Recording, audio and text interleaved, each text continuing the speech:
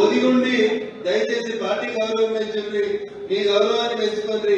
మీ వల్ల నరేంద్ర మోడీ గారు నేను నమ్మిన సిద్ధాంతంతో నా తర్వాత తరం ఇంతమంది గొప్ప నాయకులు వచ్చిందని చెప్పి వారు సంతోషపడేలా ఉండాలని చెప్పి నేను మీరందరూ కూడా ఆ దిశగా పనిచేయాలని చెప్పి మనస్ఫూర్తిగా కోరుకుంటున్నాను. నిజంగా ఐ ఆల్సో ఫీలింగ్ ప్రౌడ్. ఎందుకంటే అన్న నేను మొదటిసారి గెలిచి వచ్చినాం, నిన్ను చూసి నీ పక్కన నిలబడాలని కోరుకున్న వాళ్ళం. ఇలా నీ పక్కన మైక్ పట్టుకుని మాట్లాడితే మాకు ఆనందంగా ఉందని చెప్తున్నటువంటి మీ మాటలు భవిష్యత్తులో అనేక మందికి స్ఫూర్తినియాలి, అనేక మంది ఊరూరికి ఎగరాల్సింది కాకాయం స్టేట్ మీద ఎక్కాలజుడు ఎవరు 40 ఏళ్ళు దాంట్లో ఎవరో ఒకరిద్దరు కనబడతారు తప్ప అందరూ కూడా వయసులో చాలా చిన్నపిల్లలు. చాలా మంది మనల్ని ఎక్కిరించిన జీరో పాయింట్లు రబ్బర్ చెప్పులు వేసుకున్న వాళ్ళే సర్పంచులు ఉప సర్పంచులు గెలిచి వస్తారు. భవిష్యత్తులో ఎమ్మెల్యేలు కూడా ఎవరైతారు? జీరో పాయింట్లు వేసుకున్న పొరగానే అవుతారు. రేపు ఎంపీలు కూడా వాళ్ళే అవుతారు. కావాలంటే సపోర్ట్ ఉంటుంది.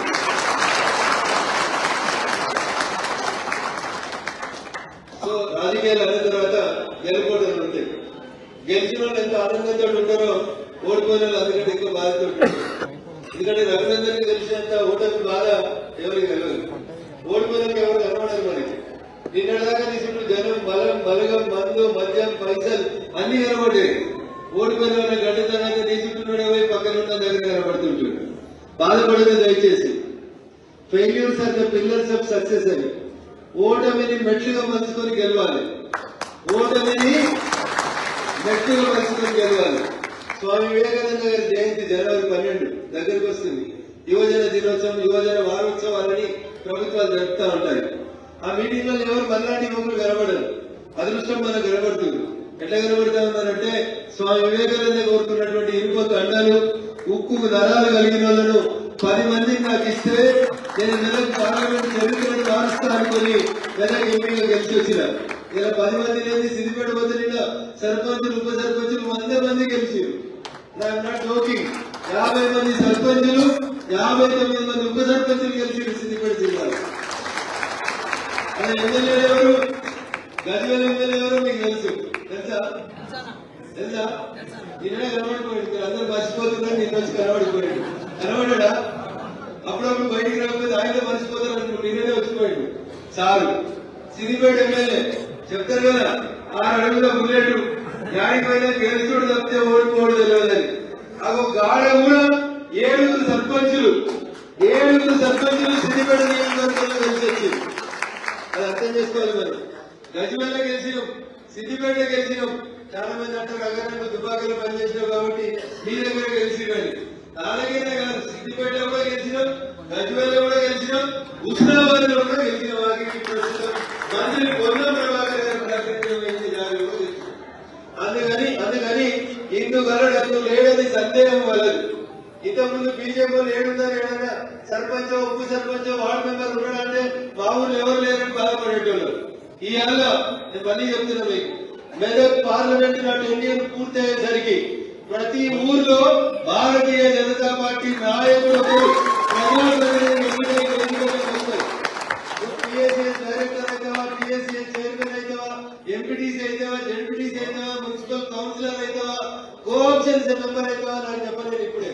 బట్ ఈ వేదిక సరిపోదు. ఈ సాయి బాలాజీ గార్డెన్స్ లో భారతీయ జనతా పార్టీ గుర్తుతోటి గెలిచిన వాళ్ళకి డయాసిటీకి అందరినీ నిలవాలంటే సరిపోనంత గొప్పగా డయాసిటీ మీరందరూ మాట్లాడాలని ఓడిపోయిన మా అక్క జనాలకి సోదరులకు మళ్ళొకసారి చెప్తున్నా, ఓటమితో ఎప్పుడు కూడా భయపడదు. దేవుని నమ్ముతారు కదా, అందరూ నమ్ముతారా? ఏదో దేవుని అయితే నమ్ముతారు కదా. ధర్మ సిద్ధాంతాన్ని కూడా నమ్మాలి. ధర్మ ఏం చెప్తుంది? దేవుడు రాసిన రాత్రి మనం ఏం మార్చుకోలేదు. మనం ఏదో ఒక దగ్గర ఎన్నో ఇబ్బందులు ఎవరికైనా కలిగించుంటే నీకు దేవుడు కొంచెం బాధ కలిగించుంటాడు. ఇలా బాధ పెడుతుంటే రేపు మంచి ఫలితాలు ఇస్తాడని ఆశపడాలి. మనం రేపు మంచి జరుగుతుందని ఆశపడాలి. చాలా మంది ఇలా సర్పంచులు ఓడిపోయిన వాళ్ళు రేపు ఎంపీటీసీలు కావచ్చు, అవకాశం వస్తే ఎంపీపీలు కూడా కావచ్చు. దీనికంటే ఇంకేదో మంచిది మన కోసం ఎదురు చూస్తుందనేటువంటి ఆశ కూడా అందరి చేతులెత్తు. సర్పంచ్ పోటీ వచ్చారా?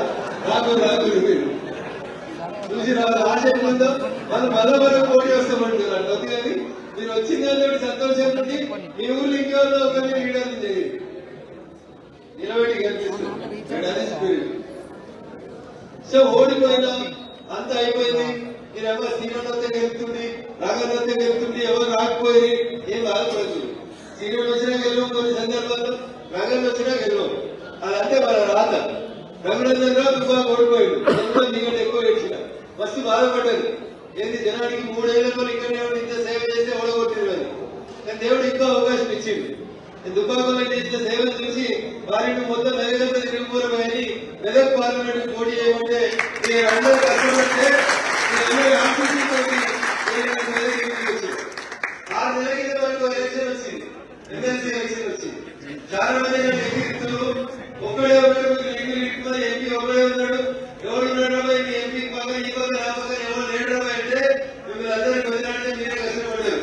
ఈ పక్క ఎమ్మెల్సీ ఆ పక్క ఎమ్మెల్సీ ముందు పెట్టాలి, దాన్ని చూపెట్టాలి. మన మెదక్ చెప్ప అంటే మెదక్ వచ్చిన వాళ్ళతో ఇద్దరు గెలిచి మెదకే ఐదరికి ఈ 3 ముడిపడతలేదని వదిలాడితే ఇంకో 30-40 మంది ఓడిపోయింది. అందుకని వచ్చే ఎన్నికల వరకు పోయినసారి రఘునందనరావు కాలు పల్పకంటే కూడా ఊరుకు దిగాల్సి వచ్చింది చెప్పింది.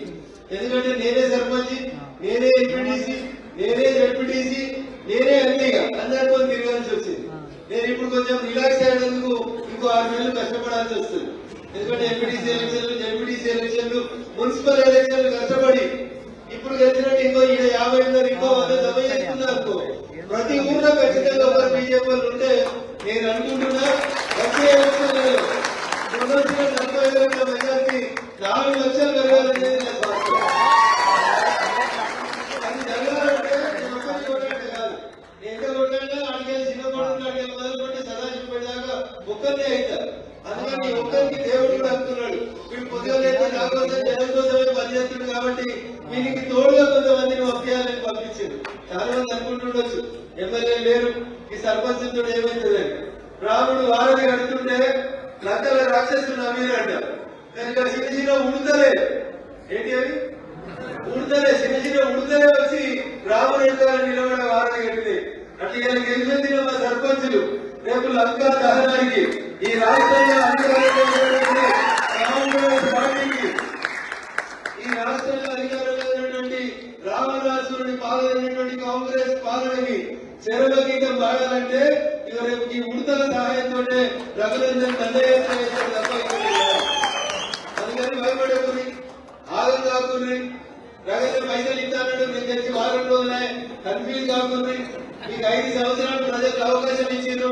నేను మళ్ళీ చెప్తా ఉన్నా, ఆన్ రికార్డ్ చెప్తా ఉన్నా, నేను చెప్పిన 25 లక్షలు బరాబరి నెలగా 45 రోజుల 3 నెలల నుంచి టెన్షన్ పడకూడదు. కానీ 100% మీకు మాత్రం ఆ 25 లక్షల పనులు మీ పంచాయతీలలో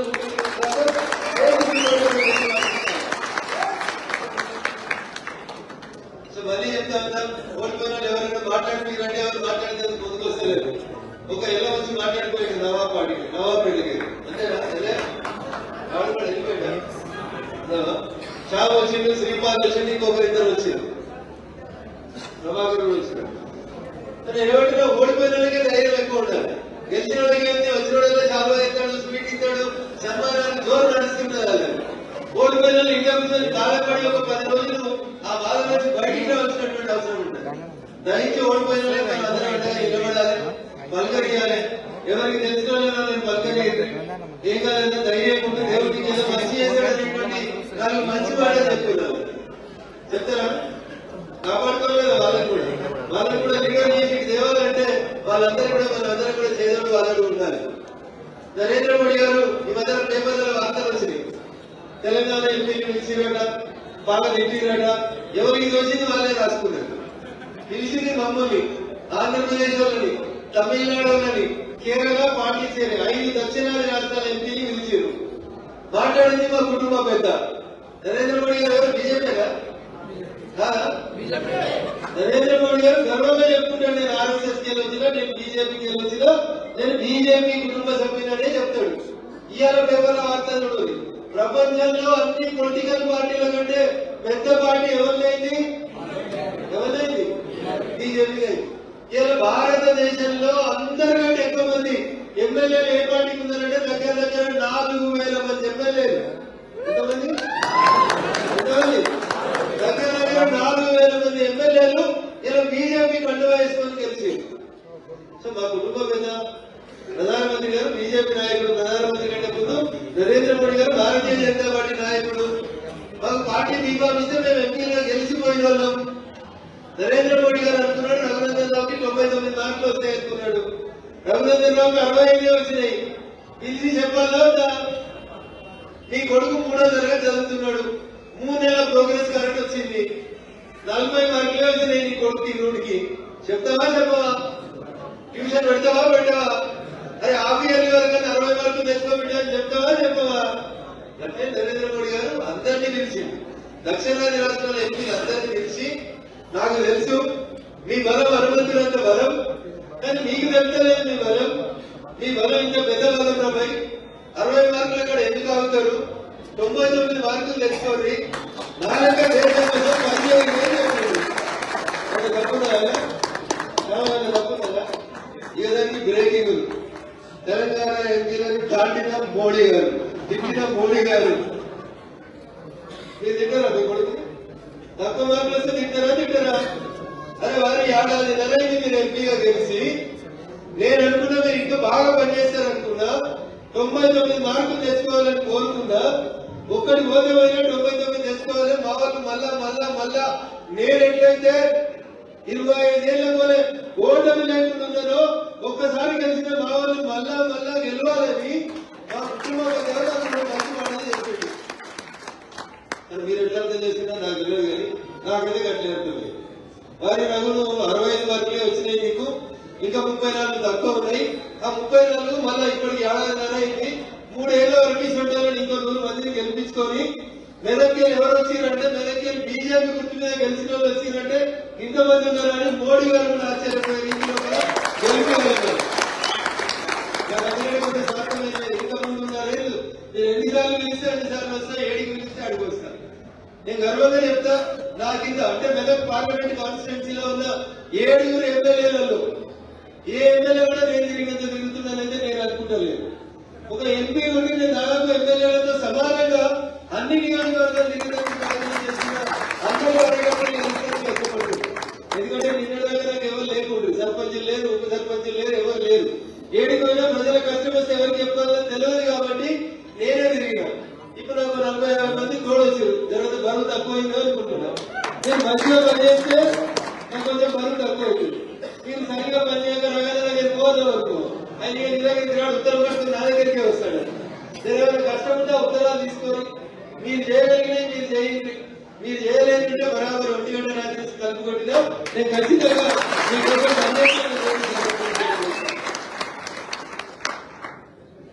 రాజకీయాలు మాట్లాడుతుంది. మన పార్టీ గురించి అన్న వాళ్ళు అప్పటి నుంచి ఉన్నారు, 2 నిమిషాలు రాజకీయాలు కూడా మాట్లాడుకోవాలి. అంతా మనం ఉన్నదే రాజకీయాలు కాదు.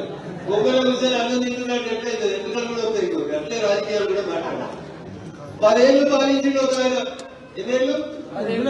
కనీసం ఏ ఊరికి రాలే. మెదక్ వచ్చిందా? ఎలక్షన్ అప్పుడు అంతే ఎప్పుడు రాలే. మెదక్ జిల్లా పరిషత్ మీటింగ్ వచ్చిందా? అప్పుడు రేపటి నుంచి రోజు జిల్లాలు తిరుగుతారు. పెద్ద బస్సు పోతాడు సార్, ఉండేదే తింటారు. ఆయన దప్తరందరి బుల్లెట్ ప్రూఫ్ చేయించింది. ఏం చేయించాడు?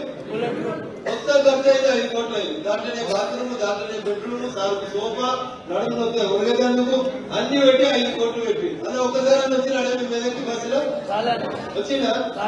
కనీసం మెదక్ జిల్లా పరిషత్ మీటింగ్ వచ్చిందా? రేపటి నుంచి సార్ జిల్లాల పర్యటన ఎన్నిసార్లు వచ్చింది? బ్రేకింగ్ 10 ఏళ్ళలో ఒక్కరోజు తిరగలేదు. ఇప్పుడు సార్ అట ఈయన పాప కష్టం వచ్చి ఈయనకి ఎవరు తిట్టలేకపోతే మహబూబ్ నగర్ పోయిండు. దేనికి? ఎంపీకి పోటీ చేస్తారు. మహబూబ్ నగర్ మంచి వాళ్ళు ఈయన చెప్పిన మాటలన్నీ నమ్మి మా పాలమూరు పచ్చగా అవుతుందని, పాలమూరుకి వలసలు ఆగిపోతాయని ఈయన పాలమూరుకి ఎంపీ చేసి ఎన్నిసార్లు పోయింది? ఎరిగారు మహబూబ్ నగర్కి ఎంపీగా 5 ఏళ్ళలో 5 సార్లు పోయినారు.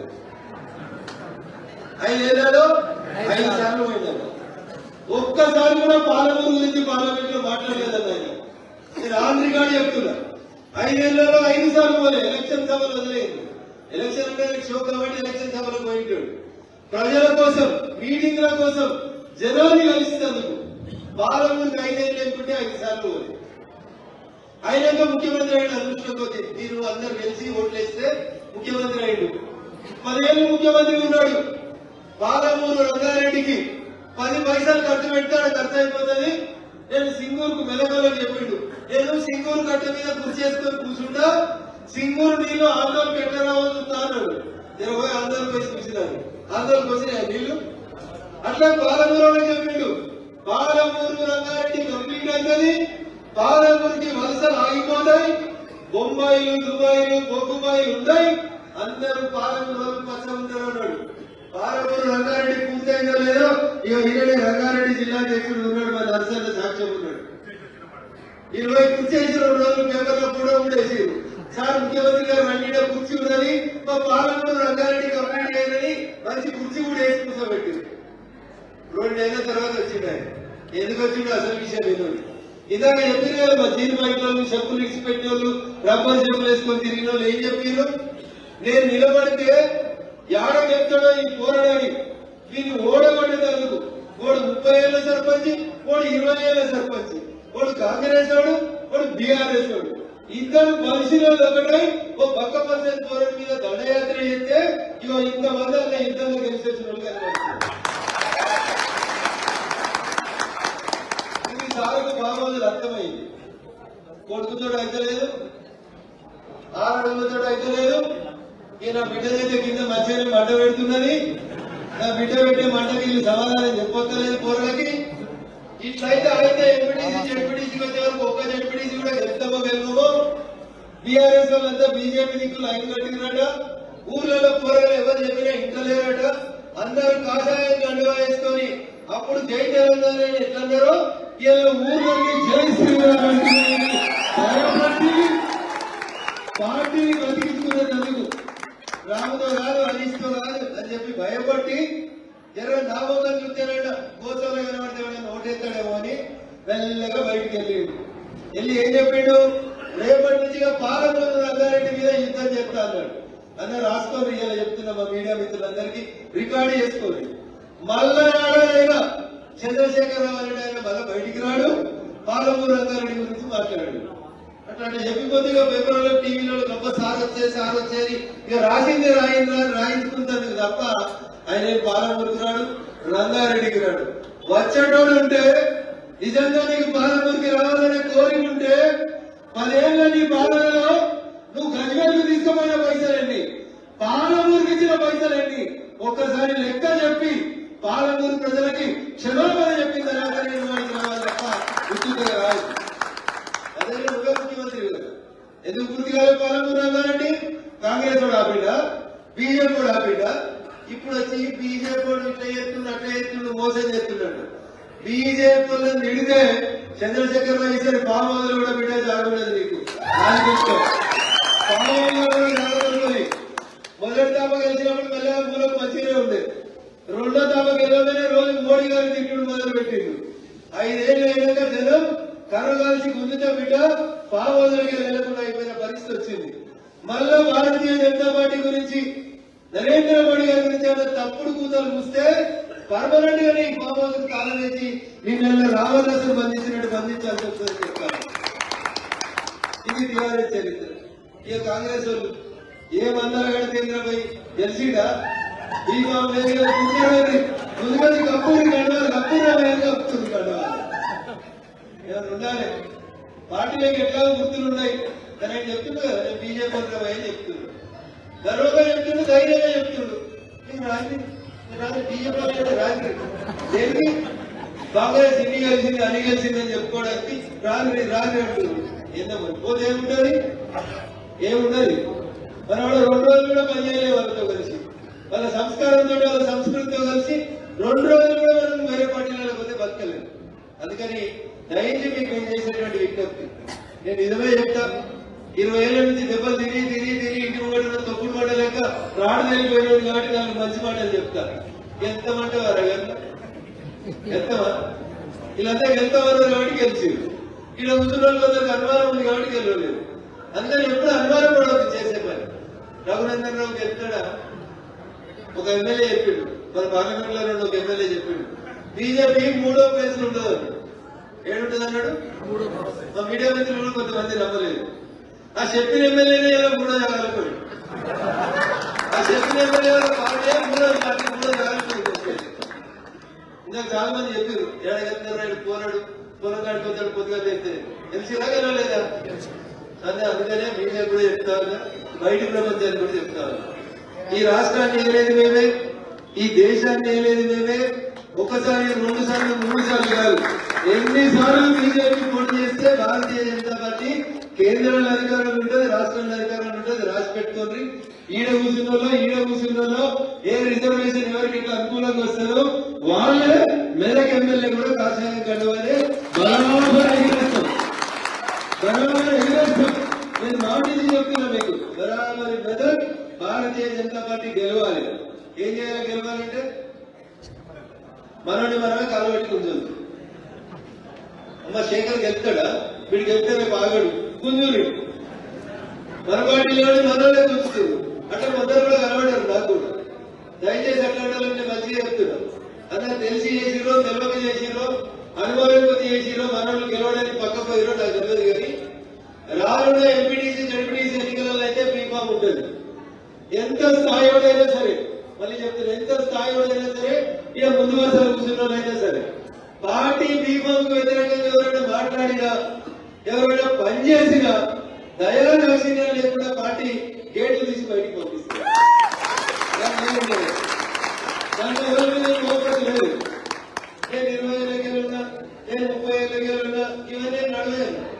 గెలిచేటోని కాలంలో కట్టె పెడితే పార్టీ బీఫామ్ ఇచ్చిందంటే మన నాయకుడు, పార్టీ కండువా కప్పిందంటే ఆయన బీజేపీ నాయకుడు. అంతే. నిన్న వచ్చిండు, ఆయన మొన్న వచ్చిండు, ఈయన రగన్న మనిషి, ఆయన ఎల్లన్న మనిషి, ఆయన చంద్రన్న మనిషి అందరూ అనుకోరు. నరేంద్ర మోడీ గారు మొన్న మాకు ఏం చెప్పిండో నాకు గుర్తుంది. కట్టె పట్టుకొని తరుము పెట్టుకోమని చెప్పిండు. తొవ్వలొప్తే ఏం చేస్తావే? మరో తొవ్వలొప్తే కొట్టుకొస్తావా కొట్టుకోరావా? ఒకసారి కొట్టుకొస్తాం, 2 సార్లు కొట్టుకొస్తాం, 3వ సారి తగ్గుతుంది చెప్తే తుంటేస్తాం మేడం ఇటువంటి ఉడుకోకుండా. 4వ సారి అయితే ఎన్న దగ్గర వాద పెట్టాల్సి వస్తుంది. ఆ పరిస్థితి రానియకుండా. ఎందుకంటే రాష్ట్ర ప్రభుత్వం కాంగ్రెస్ వాళ్ళు ఖుషీలు ఉండరు. బాగా గెలిచినాం అసలు ఏం రావాలనుకున్నారు వాళ్ళు. జగన్ మంత్రిగా వాళ్ళు వచ్చినాయి అని అన్ని ఎలక్షన్లు పెట్టినందుకు రెడీ అవుతుంది. మీకు ఇష్టం ఉన్నా కష్టం ఉన్నా జూన్ జూలై అన్నీ అయిపోతాయి. MPTC ZPTC municipality greater Hyderabad corporation ఇట్లా అన్ని ఎలక్షన్లు దాదాపు ఒక 3 నుంచి 5 నెలలు అన్ని పూర్తయి.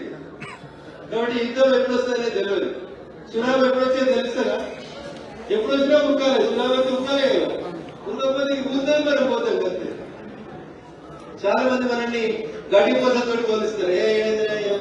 దగ్గర రూపాయలు ఇట్లేదు, తిండిగా తినాలి, ఆ రైతుల గొప్పలు ఉంటాడు, వీడియో చేస్తాడు అని చెప్తాడు. వాళ్ళందరూ ఒకటే మాట చెప్పు, సునామీ అయితే చెట్లే పడిపోతాయండి. పడతాయా? మర్రి చెట్టు పడుతుంది, యాప చెట్టు పడుతుంది, తుమ్మ చెట్టు పడుతుంది. పడకుండా మిగిలేదు ఏంటి? గడిపోతేనే లేదు. గాలికి పడుతుంది, మళ్ళీ లేచి నిలుస్తుంది.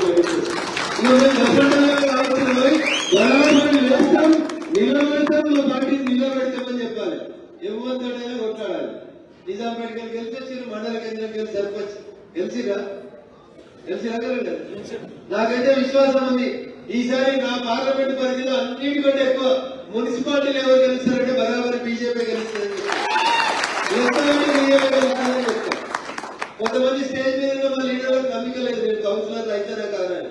కానీ నాకైతే నమ్మిక ఉంది. బరాబరి మెదక్ మున్సిపల్ చైర్మన్ కూడా మనమే గెలవాలి. ఇప్పటి నుంచి గట్టిగా పనిచేయండి. పెద్ద మనుషులు ఏం చెప్పారంటే ఒంటరిగా తిండి సుఖం రావాలి, 10 మంది ఉంటే 10 సుఖం అని చెప్పింది.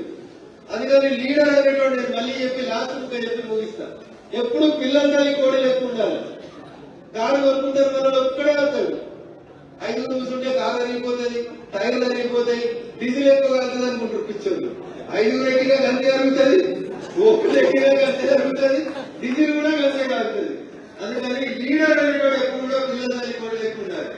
10 మందిని ఎప్పటికెప్పుడు వేసుకొని తిరిగితే మీరు లీడర్ అయితే మొత్తంగా అవుతారు.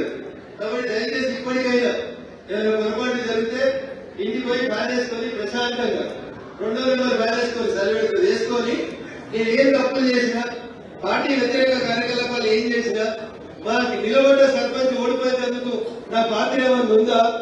దేవుడా నేను చేసిన తప్పు నుంచి నన్ను క్షమించని రేపు పొద్దుగా లేచి అయ్యప్ప దండం పెట్టి బుధవారం కాబట్టి కొబ్బరికాయ కొట్టి మళ్ళొచ్చే ఎలక్షన్లలో దేవుడా నాకు మంచి బుద్ధిని పార్టీ ఎవరికి బీమామిస్తాలని గెలిపించేటువంటి శక్తిని దేవుడికి దండం పెట్టి మళ్ళా జరిపే మీటింగ్ లో వచ్చిన జనాలు స్టేజ్ మీద ఉండాలి, గెలిచిన లీడర్లు కింద ఉండాలి. అంటే అన్ని కుర్చీలలో గెలిచి రావాలని లీడర్లు కూర్చోవడానికి న్యాయం సరిపోలేంత మంది లీడర్లు గెలవాలి. అర్థమైందా? గెలుస్తామంటే చేతులు ఎత్తు. కొంతమంది సగం ధైర్యం ఎత్తున్నారు. మొత్తం మీరు గెలిపిస్తామని ఎత్తుంది, గెలిపిస్తామని ఎత్తుంది. అందరికీ ధన్యవాదాలు. చాలా ఓపికగా 11 గంటల నుంచి దాదాపు 4 గంటల సేపు 3 గంటల 15 నిమిషాలు ఎప్పటికీ